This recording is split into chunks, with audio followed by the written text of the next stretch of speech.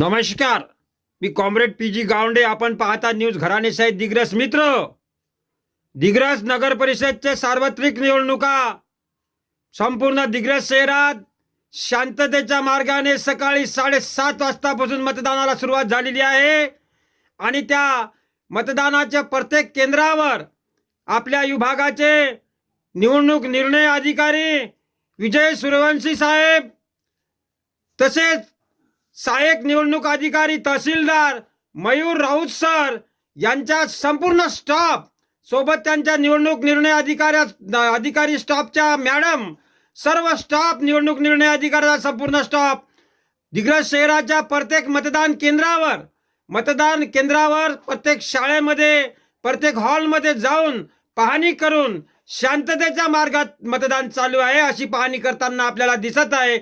निवडणूक निर्णय अधिकारी विजय सूर्यवंशी साहेब आणि सहाय्यक निवडणूक अधिकारी तहसीलदार मयूर राऊत साहेब ह्या त्यांच्या स्टाफसह आपल्याला त्यांच्या वाहनामध्ये आणि प्रत्यक्ष वाहनातून उतरून मतदान केंद्रावर प्रत्यक्ष मतदान केंद्रावर कसं मतदान चालू आहे, शांततेत चालू आहे की कसं चालू आहे हे पाहणी करताना मित्र आपल्याला प्रभाग क्रमांक 4च्या शाळा क्रमांक 4 नप शाळा क्रमांक 4 मध्ये बूथ केंद्रावर आलेले मतदान केंद्रावर आपल्याला दोन्ही अधिकारी दिसत आहे, त्यांचा स्टाफ दिसत आहे.